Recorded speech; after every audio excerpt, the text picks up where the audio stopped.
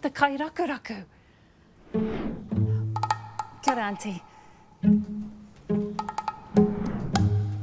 Haka Freak!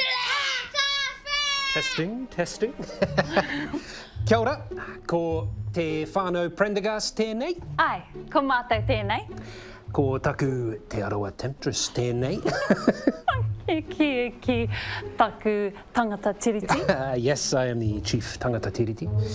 Toko toru a māua tamariki. Ko hine te mātāmua, kei te whai I tāna tohu. She's also not bad at sport. Ko hiemi te mea o Wainganui. Where's the controller?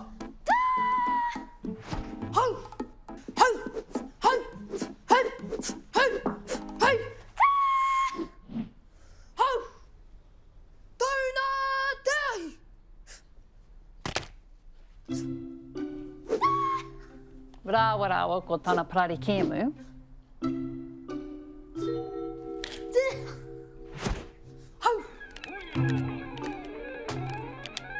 Tai noa mai ki tā māua pōtiki. Yes, Piwi went to his first Hakafest last year. Me rawa ake.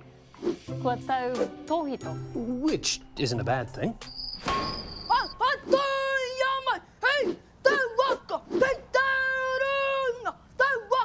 Maybe not for you, but I was busting for a mimi.